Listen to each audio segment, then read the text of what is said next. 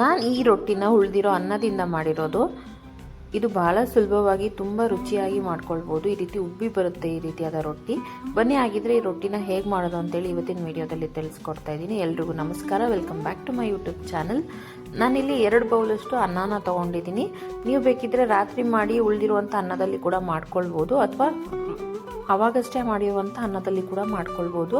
ಈ ರೊಟ್ಟಿನ ನೀವು ಚಿಕನ್ ಕರಿಗೆ ಆಗಿರ್ಬೋದು, ಅಥವಾ ಮೊಳಕೆ ಕಾಳು ಸಾಂಬಾರ್ಗೆ ಆಗಿರ್ಬೋದು, ಎಲ್ಲ ರೀತಿಯಾದ ಗ್ರೇವಿಗೆ ಬೆಸ್ಟ್ ಅಂತಾನೆ ಹೇಳ್ಬೋದು. ಅಷ್ಟು ಚೆನ್ನಾಗಿರುತ್ತೆ ಈ ಅಕ್ಕಿ ರೊಟ್ಟಿ.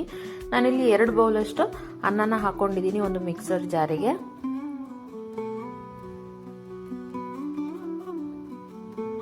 ನಂತರ ರುಚಿಗೆ ತಕ್ಕಷ್ಟು ಉಪ್ಪನ್ನು ಹಾಕೊಳ್ತಾ ಇದ್ದೀನಿ. ನಂತರ ನಾನಿಲ್ಲಿ 1 ಕಪ್ಪಷ್ಟು ಅಕ್ಕಿ ಹಿಟ್ಟನ್ನು ಹಾಕೊಳ್ತಾ ಇದ್ದೀನಿ. ನಾನಿಲ್ಲಿ 2 ಬೌಲ್ ಅನ್ನಕ್ಕೆ 1 ಚಿಕ್ಕ ಬೌಲ್ನಲ್ಲಿ ಅಕ್ಕಿ ಹಿಟ್ಟನ್ನು ಹಾಕೊಂಡಿದ್ದೀನಿ. ಹಾಗೆ ರುಚಿಗೆ ತಕ್ಕಷ್ಟು ಉಪ್ಪನ್ನು ಹಾಕೊಂಡಿದ್ದೀನಿ. ಇದಕ್ಕೆ ನಾವು ನೀರನ್ನು ಸೇರಿಸುವ ಅವಶ್ಯಕತೆ ಇಲ್ಲ, ಯಾಕಂದರೆ ಅನ್ನದಲ್ಲಿ ಆಲ್ರೆಡಿ ನೀರು ಹಾಕಿ ನಾವು ಬೇಯಿಸಿರೋದ್ರಿಂದ ಇದಕ್ಕೆ ನಮಗೆ ಯಾವುದೇ ರೀತಿಯಾದ ನೀರು ಹಾಕೊಳ್ಳೋ ಅವಶ್ಯಕತೆ ಇರಲ್ಲ. ಅನ್ನದಲ್ಲೇ ಆಲ್ಮೋಸ್ಟ್ ನೀರಿರುತ್ತೆ. ಇವಾಗ ಇದನ್ನು ನಾನು 2 ರಿಂದ 3 ಸಲ ಈ ರೀತಿ ಮಿಕ್ಸಿನ ಓಡಿಸ್ಕೊಳ್ಬೇಕು. ಆವಾಗಲೇ ಅದು ನಿಮಗೆ ಈ ರೀತಿ ಅದೇ ಮುದ್ದೆ ಆಗಿ ಬರುತ್ತೆ. ನೋಡ್ಬೋದು ನೀವು, ಒಂದು ಸಲ ನೀವು ಮಿಕ್ಸಿನ ಆನ್ ಮಾಡಿ ಆಫ್ ಮಾಡ್ಕೊಂಡು 3 ಸಲ ಆ ರೀತಿ ಮಾಡಿದ್ರೆ ಅದು ನಿಮಗೆ ಈ ರೀತಿ ಮುದ್ದೆ ಫಾರ್ಮಲ್ಲಿ ಆಗುತ್ತೆ. ಇವಾಗ ಇದನ್ನು ನಾನು ಅನ್ನ ಮಾಡಿದ ಬೌಲಿಗೆ ಹಾಕೊಳ್ತಾ ಇದ್ದೀನಿ. ಇದು ನಿಮಗೆ ಚಪಾತಿ ಹಿಟ್ಟು ಏನಿರುತ್ತೆ ಆ ರೀತಿ ಮುದ್ದೆ ಆಗಿ ಬರುತ್ತೆ.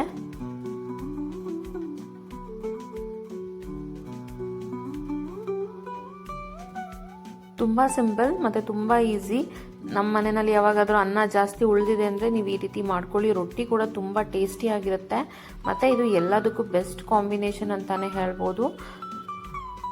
ಇವಾಗ ನಾನು ಸ್ವಲ್ಪ ಅಕ್ಕಿ ಹಿಟ್ಟನ್ನು ಡಸ್ಟಿಂಗ್ ಮಾಡಿಕೊಂಡು ಅದನ್ನು ಚೆನ್ನಾಗಿ ನಾದ್ಕೊಳ್ತಾ ಇದ್ದೀನಿ. ನೀವು ಬೇಕಿದ್ರೆ ಎಣ್ಣೆ ಹಾಕೊಂಡು ಕೂಡ ನಾದ್ಕೊಳ್ಬೋದು. ಈ ರೀತಿ ಚೆನ್ನಾಗಿ ಅದನ್ನು ಟೈಟಾಗಿ ಮಿಕ್ಸ್ ಮಾಡಿ ನಾದ್ಕೊಳ್ಬೇಕು.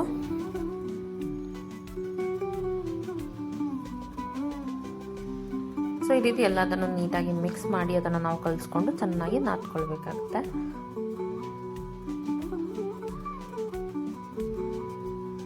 ನಾನು ಇನ್ನೂ ಸ್ವಲ್ಪ ಹಿಟ್ಟನ್ನು ಹಾಕ್ಕೊಂಡು ಈ ರೀತಿ ಚೆನ್ನಾಗಿ ನಾದ್ಕೊಳ್ತಾ ಇದ್ದೀನಿ. ನೀವು ಬೇಕಿದ್ರೆ ಎಣ್ಣೆ ಹಾಕೊಂಡು ಕೂಡ ನಾದ್ಕೊಳ್ಬೋದು. ನೀವು ಎಷ್ಟು ಚೆನ್ನಾಗಿ ಈ ರೀತಿ ನಾದ್ಕೊಳ್ತೀರಾ ಅಷ್ಟು ನಿಮಗೆ ರೊಟ್ಟಿ ಉಬ್ಬಿ ಬರುತ್ತೆ.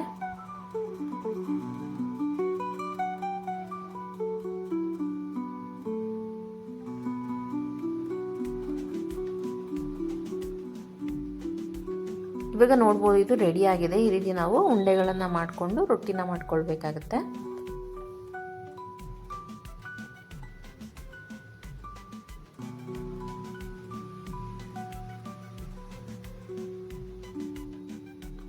ಇದನ್ನ ನೀವು ಮೊಳಕೆ ಕಾಳು ಸಾಂಬಾರಿಗೂ ತುಂಬ ಒಳ್ಳೆ ಕಾಂಬಿನೇಷನ್ ಇದು ಅಕ್ಕಿ ರೊಟ್ಟಿ. ನೋಡಿ ಇವಾಗ ಇದು ಈ ರೀತಿಯಾಗಿ ರೆಡಿ ಆಗಿದೆ. ಇವಾಗ ನಾನು ಇದನ್ನು ಈ ರೀತಿ ಒಂದು ಪ್ರೆಸ್ಸಿಂಗ್ ಮಿಷಿನಲ್ಲಿ ರೊಟ್ಟಿನ ಮಾಡ್ಕೊಳ್ತಾ ಇದ್ದೀನಿ. ನೀವು ಬೇಕಿದ್ರೆ ಅಕ್ಕಿ ಹಿಟ್ಟು ಹಾಕ್ಕೊಂಡು ನೀವು ಚಪಾತಿನ ಹೇಗೆ ಲಟ್ಟಿಸ್ಕೊಳ್ತೀರಾ ಅದೇ ರೀತಿ ಕೂಡ ನಾನು ಲಟ್ಟಿಸ್ಕೊಳ್ಬೋದು. ಇವಾಗ ಇದಕ್ಕೆ ನಾನು ಸ್ವಲ್ಪ ಎಣ್ಣೆನ ಹಾಕ್ಕೊಂಡು ಅದನ್ನು ನಾನು ಪ್ರೆಸ್ ಮಾಡ್ಕೊಳ್ತಾ ಇದ್ದೀನಿ. ಈ ರೀತಿಯಾದ ಮಿಷಿನ್ ಇಲ್ಲ ಅಂತ ಹೇಳಿದ್ರೆ ನೀವು ಬೇಕಿದ್ರೆ ಅಕ್ಕಿ ಹಿಟ್ಟನ್ನು ಹಾಕ್ಕೊಂಡು ನೀವು ಚಪಾತಿನ ಹೇಗೆ ಲಟ್ಟಿಸ್ಕೊಳ್ತೀರಾ ಹಾಗೆ ಲಟ್ಟಿಸ್ಕೊಳ್ಬೋದು.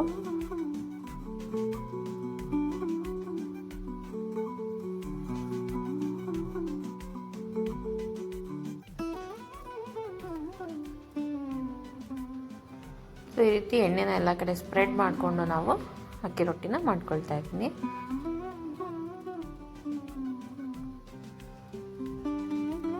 ಇದು ನಿಮಗೆ ರಾತ್ರಿ ಅನ್ನ ಉಳಿದಿದೆ ಅಂತಂದರೆ ಬೆಳಗ್ಗೆ ಇಮಿಡಿಯೇಟ್ ಆಗಿ ನೀವು ತುಂಬ ಕಡಿಮೆ ಸಮಯದಲ್ಲಿ ರೊಟ್ಟಿನ ಮಾಡ್ಕೊಳ್ಬೋದು.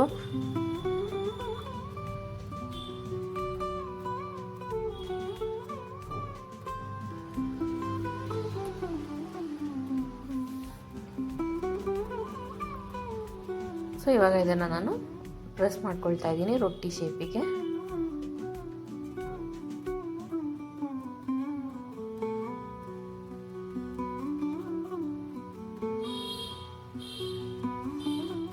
ನೋಡಿ ಇವಾಗ ರೊಟ್ಟಿ ಶೇಪಿಗೆ ಇದು ರೆಡಿ ಆಗಿದೆ. ಬನ್ನಿ ಇವಾಗ ಇದನ್ನು ತವೆ ಬಿಸಿಗೆ ಇಟ್ಕೊಂಡು ಇದನ್ನು ಹೇಗೆ ಮಾಡ್ಕೊಳ್ಳೋದು ಅಂತೇಳಿ ತಿಳಿಸ್ಕೊಡ್ತೇನೆ. ವಿಡಿಯೋನ ಕೊನೆ ತನಕ ನೋಡಿ, ಎಲ್ಲೂ ಸ್ಕಿಪ್ ಮಾಡಬೇಡಿ. ಇವಾಗ ಇದನ್ನು ಎರಡು ಬದಿನಲ್ಲಿ ನಾವು ಚೆನ್ನಾಗಿ ಬೇಯಿಸ್ಕೊಳ್ಬೇಕು.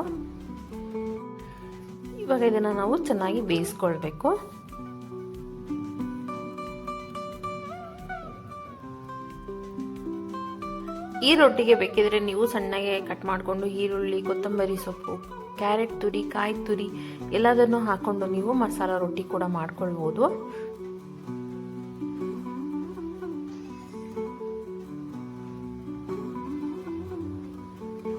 ಇದನ್ನು ನೀವು ಆದಷ್ಟು ತೆಳುಗೆ ಲಟ್ಟಿಸ್ಕೊಂಡ್ರೆ ನಿಮಗೆ ಅದು ತುಂಬ ಕ್ರಿಸ್ಪಿಯಾಗಿ ತುಂಬ ಚೆನ್ನಾಗಿರುತ್ತೆ ಮತ್ತು 2 ಲೇಯರ್ ಬರುತ್ತೆ.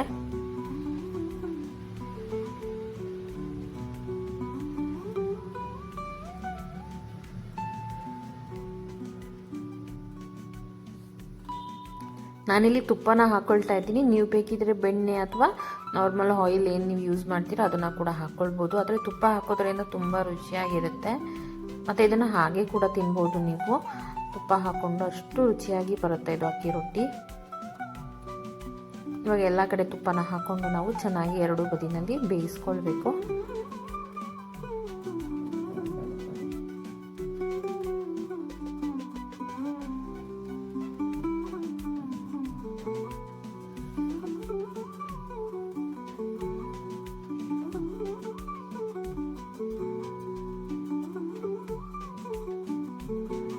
ನೋಡಿ, ಅದು ಈ ರೀತಿಯಾಗಿ ಬೇಯ್ತಾ ಇದೆ.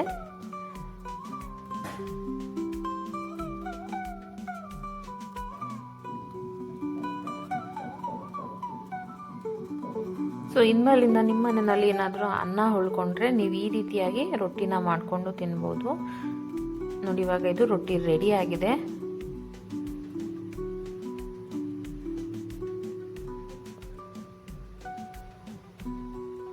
ಸೊ ಇವಾಗ ನಾನು ನಿಮಗೆ ಮತ್ತೊಂದು ಮಾಡಿ ತೋರಿಸ್ತಾ ಇದ್ದೀನಿ.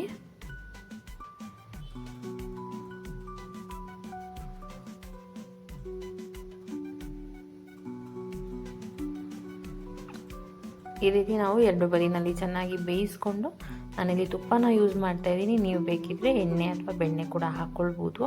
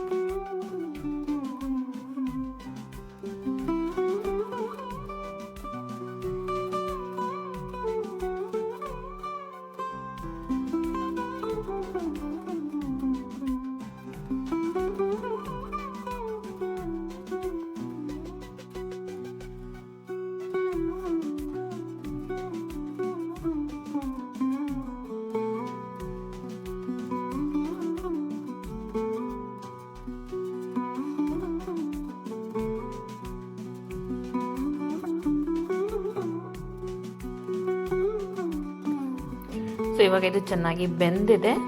ಇವಾಗ ಇದನ್ನು ನಾವು ಪ್ಲೇಟ್ಗೆ ಟ್ರಾನ್ಸ್ಫರ್ ಮಾಡ್ಕೋಬೋದು.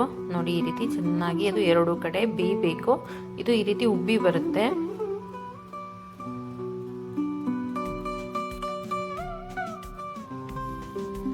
ಈ ರೊಟ್ಟಿನ ನೀವು ಟ್ರೈ ಮಾಡಿ, ಹಾಗೆ ಹೇಗೆ ಬಂತ ಅಂತೇಳಿ ನನಗೆ ಕಮೆಂಟ್ ಸೆಕ್ಷನಲ್ಲಿ ತಿಳಿಸಿ. ಇದೇ ರೀತಿ ಇಂಟ್ರೆಸ್ಟಿಂಗ್ ರೆಸಿಪೀಸ್ ಬೇಕಂದರೆ ನೀವು ನನ್ನ ಚಾನಲ್ನ ಸಬ್ಸ್ಕ್ರೈಬ್ ಮಾಡ್ಕೋಬೇಕು. ಹಾಗೆ ಪಕ್ಕದಲ್ಲಿರುವಂಥ ಬೆಲ್ ಬಟನ್ನ ಕ್ಲಿಕ್ ಮಾಡಿದ್ರೆ ನಾನು ಹಾಕೋಂಥ ಎಲ್ಲ ವಿಡಿಯೋ ಅಪ್ಡೇಟ್ಸ್ ನಿಮಗೆ ಸಿಗುತ್ತೆ. ಇವಾಗ ನಾನು ಇದನ್ನು ತಟ್ಟೆಗೆ ಟ್ರಾನ್ಸ್ಫರ್ ಮಾಡ್ಕೊಳ್ತಾ ಇದ್ದೀನಿ. ಇವಾಗ ನಾನು ನಿಮಗೆ ಮತ್ತೆ ಇನ್ನೂ ಒಂದು ರೊಟ್ಟಿನ ಮಾಡಿ ತೋರಿಸ್ತಾ ಇದ್ದೀನಿ ಹೇಗೆ ಬಂತಂತ ಹೇಳಿ.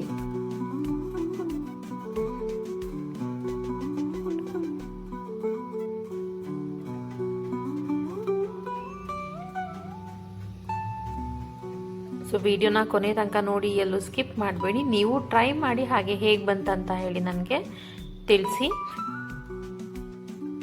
ಮತ್ತು ನನಗೆ ಆಲ್ರೆಡಿ ಹೇಳಿರೋ ಹಾಗೆ ಇದಕ್ಕೆ ನೀವು ಮಸಾಲೆ ರೊಟ್ಟಿ ಕೂಡ ಮಾಡ್ಕೊಳ್ಬೋದು. ಈರುಳ್ಳಿ, ಕೊತ್ತಂಬರಿ ಸೊಪ್ಪು, ಕ್ಯಾರೆಟ್ ತುರಿ, ಕಾಯಿ ತುರಿ, ಸ್ವಲ್ಪ ಜೀರಿಗೆ ಇದನ್ನೆಲ್ಲ ಹಾಕ್ಕೊಂಡು ನೀವು ಅದೇ ಸಬ್ಬಸಿಗೆ ಸೊಪ್ಪನ್ನ ಕೂಡ ಹಾಕ್ಕೊಂಡು ನೀವು ಇದನ್ನು ಮಸಾಲೆ ರೊಟ್ಟಿ ಮಾಡಿಕೊಂಡ್ರೆ ಇನ್ನೂ ರುಚಿಯಾಗಿರುತ್ತೆ. ನೀವು ಟ್ರೈ ಮಾಡಿ, ಹಾಗೆ ಹೇಗೆ ಬಂತಂತೇಳಿ ನನಗೆ ತಿಳಿಸಿ.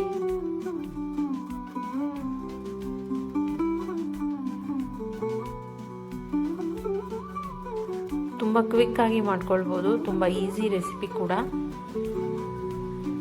ನಾವು ಇದನ್ನು ಜಾಸ್ತಿ ಬೇಯಿಸೋ ಅವಶ್ಯಕತೆ ಇಲ್ಲ, ಯಾಕೆಂತಂದರೆ ನಾವೀಗ ಆಲ್ರೆಡಿ ಬೆಂದಿರೋ ಅನ್ನನ ಹಾಕಿ ಮಾಡ್ಕೊಂಡಿರೋದ್ರಿಂದ ಇದನ್ನು ತುಂಬ ಬೇಯಿಸುವಂಥ ಅವಶ್ಯಕತೆ ಕೂಡ ಇರೋದಿಲ್ಲ. ಸೊ ನೀವು ನಾನ್ ವೆಜಿಟೇರಿಯನ್ಸ್ ಆಗಿದ್ರೆ ಇದನ್ನು ಚಿಕನ್ ಜೊತೆ ಕೂಡ ನೀವು ಮಾಡ್ಕೊಳ್ಬೋದು, ತುಂಬ ಚೆನ್ನಾಗಿರುತ್ತೆ ಚಿಕನ್ ಗ್ರೇವಿಗೆ.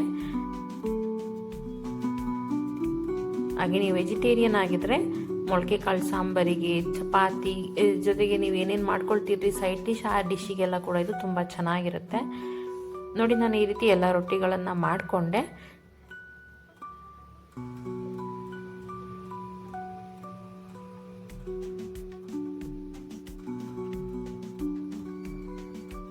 ಇದಕ್ಕೆ ನೀವು ಬೇಕಿದ್ರೆ ಸ್ವಲ್ಪ ಎಳ್ಳು ಕೂಡ ಹಾಕೊಳ್ಬೋದು, ಅದು ಕೂಡ ತುಂಬ ಒಳ್ಳೆ ರುಚಿ ಕೊಡುತ್ತೆ.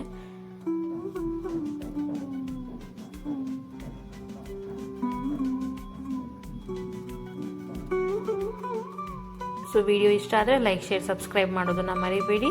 ಇದೇ ರೀತಿ ಇಂಟ್ರೆಸ್ಟಿಂಗ್ ರೆಸಿಪೀಸ್ಗಾಗಿ ನನ್ನ ಚಾನಲ್ನ ಸಬ್ಸ್ಕ್ರೈಬ್ ಮಾಡಿಕೊಂಡು ಸಪೋರ್ಟ್ ಮಾಡಿ. Thank you.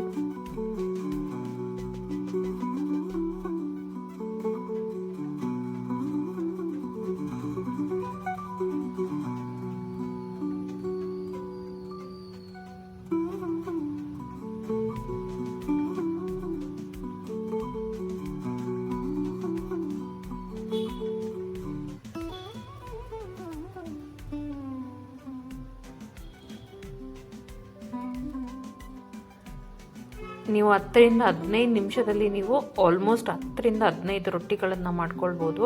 ಅಷ್ಟು ಬೇಗ, ಅಷ್ಟು ಕ್ವಿಕ್ಕಾಗಿ, ತುಂಬ ಸಿಂಪಲ್ಲಾಗಿ ಆಗುತ್ತೆ. ಸೊ ಟ್ರೈ ಮಾಡಿ, ಮರಿದೆ ಹೇಗೆ ಬಂತಂತೇಳಿ ನನಗೆ ಕಮೆಂಟ್ ಸೆಕ್ಷನಲ್ಲಿ ತಿಳಿಸಿ.